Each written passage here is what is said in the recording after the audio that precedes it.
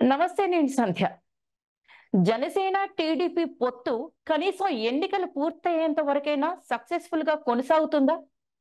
Janasena TDP పొత్తుతో ముందుకు వెళ్తున్నటువంటి నేపథ్యంలో రిజల్ట్స్ వచ్చిన తర్వాత అసలు ఎవరు ముఖ్యమంత్రి, పవర్ షేరింగ్ ఎంత అనే డిస్కషన్స్ నడుస్తున్నటువంటి సమయంలో అసలు పవన్ కళ్యాణ్ అలాగే చంద్రబాబు నాయుడు టీడీపీ జనసేన పొత్తు ఎంతవరకు సక్సెస్ గా వెళ్ళగలదు అనేటువంటి అనుమానాలు ఇప్పుడు కలుగుతున్నాయి.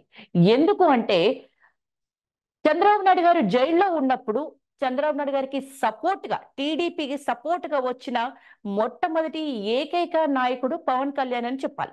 ఎప్పుడైతే పవన్ కళ్యాణ్ స్వచ్ఛందంగా వచ్చి చంద్రబాబు గారికి ఎప్పుడైతే సపోర్ట్ గా నిలబడ్డారో ఆ తర్వాత ఇంకా జనసేన యొక్క అవసరం టీడీపీకి ఎంతగానో ఉంది అనేటువంటి అభిప్రాయం టీడీపీ శ్రేణుల్లో కనబడింది.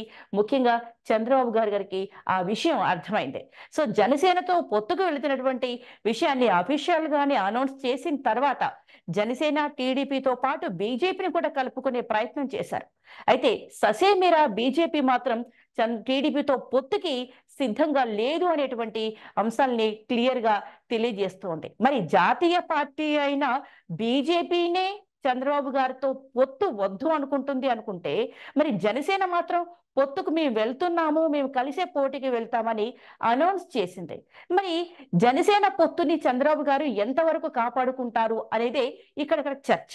ఈ చర్చ కూడా ఎందుకు వచ్చింది అంటే, ఒక సీనియర్ నాయకుడిగా, విజన్ ఉన్న లీడర్గా, 40 ఏళ్ల రాజకీయ ప్రస్థానంలో ఇక ఈ ఇద్దరి పొత్తులో ముఖ్యమంత్రి ఎవరు అనే ప్రశ్నకి ఏకైక సమాధానం చంద్రబాబు నాయుడు గారే అనేటువంటి మాట అందరి నోట వచ్చింది. మరి ఇప్పుడు జనసేనకి ఓటు షేరింగ్ తక్కువగా ఉన్నా, ఓట్ బ్యాంక్ తక్కువగా ఉన్నా, అభిమాన శ్రేణి మాత్రం లక్షల్లో ఉందనే విషయం స్పష్టంగా తెలుస్తుంది. అయితే గతం కంటే ఇప్పుడు జనసేనకి ఓటు బ్యాంక్ పెరిగింది, గెలిచే స్థానాలు పెరిగాయి.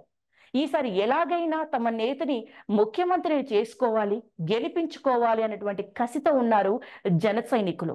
మరి ఈ సమయంలో పొత్తులో భాగంగా పవర్ షేరింగ్ ఇస్తే పవన్ కళ్యాణ్ కూడా కొంతకాలం ముఖ్యమంత్రి ఉండొచ్చు అనేటువంటి ఒక అభిప్రాయానికి వచ్చారు జన సైనికులు, జనసేన కార్యకర్తలు. కానీ లోకేష్ ఒక ఇంటర్వ్యూలో చెప్పిన మాట ప్రకారం ఇంకెవరు, చంద్రబాబు నాయుడు గారే ముఖ్యమంత్రి, అందులో డౌటే లేదు అని లోకేష్ గారు చెప్పినటువంటి వ్యాఖ్యలు ఒక దుమారాన్ని లేపాయి. ఈ సందర్భంలో మరి పవన్ కళ్యాణ్ ఎలా రియాక్ట్ అవుతారు, నిజంగా చంద్రబాబు నాయుడు గారే ముఖ్యమంత్రిగా కొనసాగుతారా అనేటువంటి అనుమానాలు కూడా జనసేన టీడీపీ కార్యకర్తల్లో, శ్రేణుల్లో ఈ చర్చ అనేది కొనసాగింది. కానీ పవన్ కళ్యాణ్ ఎప్పుడైతే సైలెంట్ గా ఉన్నారో ఇక పవన్ కళ్యాణ్ కూడా ఆ విషయాన్ని యాక్సెప్ట్ చేసినట్టే అనేటువంటి అంశం కూడా బయటకు వచ్చింది. ఎప్పుడైతే తమ అధినేత సైలెంట్ గా ఉన్నారో ఇక ఆ విషయం గురించి మేము కూడా మాట్లాడొద్దు అని జన సైనికులు సైలెంట్ గా ఉన్నా కూడా అధినేత మీద ప్రెజర్ తీసుకొచ్చినట్టుగా ఇక్కడ మనకు కనిపిస్తోంది. అయితే అక్కడ ముఖ్యమంత్రి తానే అని లోకేష్ చెప్పినప్పుడు సైలెంట్ గా ఉన్న పవన్ కళ్యాణ్ ఈ రోజు చంద్రబాబు నాయుడు గారి మీద రివర్స్ లో వాయిస్ రేస్ చేయడం జరిగింది. ఎవరు ఊహించినది, టీడీపీ శ్రేణులు కూడా ఊహకు కూడా అందినటువంటి వ్యాఖ్యలు పవన్ కళ్యాణ్ చేశారు. జన సైనికులు అసలు మా నాయకుడు ఇలా మాట్లాడితే బాగుండు అని మనసులో అనుకున్నా కూడా ఇలా మాట్లాడరులే, ఇలాంటి క్వశ్చన్ తీయరులే అనేటువంటి సందర్భంలో పవన్ కళ్యాణ్ ఈ రోజు ఆ క్వశ్చన్ రేపెత్తించడం అనేది జన సైనికులు కూడా ఒక ఉత్సాహాన్ని కలిగిస్తోంది. అదేంటంటే చంద్రబాబు నాయుడు గారు పొత్తు ధర్మాన్ని పాటించకుండా, జనసేనతో ఒక విచారణ లేకుండా తన అభ్యర్థిని అనౌన్స్ చేయడం పవన్ కళ్యాణ్కి నచ్చలేదు. పొత్తు ధర్మం పాటించని పార్టీతో మేము ఎలా పొత్తు కొనసాగించాలి అనే ప్రశ్నలు లేవనెత్తారు ఈ రోజు పవన్ కళ్యాణ్. పొత్తు ధర్మంలో భాగంగా నిజానికి జనసేనకు ఎన్ని స్థానాలు ఇస్తున్నారు, ఎక్కడెక్కడ గెలిచే అవకాశం ఉంది, ముఖ్యంగా అధికారంలోకి రావడమే ఎజెండాగా వెళితే జనసేన గెలిచే స్థానాలు ఎన్ని, ఏ నియోజకవర్గాల్లో గెలిచే అవకాశం ఉందో, ఆయా నియోజకవర్గాలలో జనసేనకి ఎన్ని స్థానాలు, మరి 23 అన్నారు, 25 అన్నారు, మరి 25, 23, 29, 18, 20 ఎంతో కొన్ని, మరి ఇన్ని స్థానాలు జనసేనకి ఇస్తున్నాము అని అఫీషియల్ గా అనౌన్స్ చేసి ఆ గెలిచే స్థానాలు ఏదో జనసేనకి ఇచ్చి మిగిలిన స్థానాలలో టీడీపీ అభ్యర్థుల్ని అనౌన్స్ చేసుకోవాలి, ఎందుకంటే మెజార్ పార్టీ కాబట్టి. కానీ ఇక్కడ చంద్రబాబు నాయుడు గారు మరి పవన్ కళ్యాణ్కి ఎన్ని సీట్లు ఇస్తారు అనేది అనౌన్స్ చేయకుండానే టీడీపీ అభ్యర్థిని అనౌన్స్ చేయడం పవన్ కళ్యాణ్కి నచ్చలేదు. దీంతో ఈరోజు పవన్ కళ్యాణ్ పొత్తు ధర్మం పాటించని పార్టీ అదైతే మేము మాత్రం ఎందుకు ఉండాలి? మాకు కూడా ప్రెషర్ ఎక్కువగా ఉంది. నా మీద కూడా ఒత్తిడి ఉంది.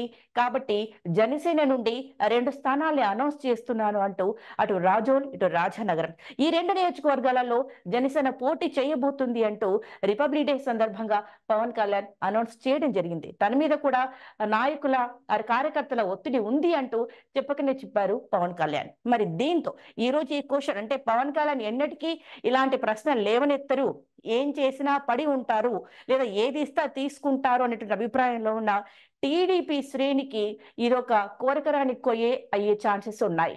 మరి పవన్ కళ్యాణ్ పొత్తు కొనసాగిస్తారా? ఈ పొత్తు ధర్మం పాటించని పార్టీతో ఇలాగే పొత్తులో ఉంటారా, లేదా బయటికి వెళతారా అనేది కూడా ప్రశ్నార్థకంగానే మారింది. మరి జరిగిన విషయాన్ని వెంటనే సమర్థించుకొని దీనికి ప్రత్యామ్నాయంగా ఏం చేయొచ్చు అనేది చంద్రబాబు నాయుడు గారు కూర్చొని మరి జనసేనని బుజ్జగించి మళ్ళీ ఈ పొత్తుని ఇలాగే కొనసాగించే అవకాశాలు ఉన్నాయా? ఒకవేళ పొత్తు వద్దు అనుకుంటే మరి టీడీపీ సొంతంగా పోటీలోకి వెళ్ళగలదా? ఒకవేళ జనసేన సొంతంగా పోటీలోకి వెళితే వచ్చే నష్టం ఏమీ లేదు. గతం కంటే ఇప్పుడు ఓట్ షేరింగ్ పెరిగింది. గతంలో ఒక నియోజకవర్గం గెలిస్తే ఈసారి 10 నియోజకవర్గాల వరకు గెలిచే అవకాశమే ఉంది. ఈసారి అధికారంలోకి రాకపోయినా మరోసారికి అధికారంలోకి వస్తామన్న ధీమా జనసేన పార్టీలో ఉంది. కానీ టీడీపీ పరిస్థితి అలా కాదు. ఎలాగైనా సరే ఈసారి అధికారంలోకి వచ్చి తీరాలి అనేటువంటి కసితో ఉన్న టీడీపీ జనసేనతో పొత్తు తప్పనిసరి పరిస్థితులలో టీడీపీ కనిపిస్తోంది. మరి జనసేనతో పొత్తు వద్దు అనుకుంటే టీడీపీ సింగిల్ గా వెళ్ళగలదా? బీజేపీ ససేమీరా పొత్తుకి నో అని చెప్తున్నటువంటి క్రమంలో పవన్ కళ్యాణ్ తప్ప టీడీపీకి వేరే దిక్కెవరు? మరి చూడాలి. రోజుకో రకంగా మారుతున్న ఆంధ్రప్రదేశ్ రాజకీయాల్లో ఈ రోజు పవన్ లేవనెత్తిన ప్రశ్న కూడా మరింత రసవత్తరంగా మారే అవకాశం ఉంది.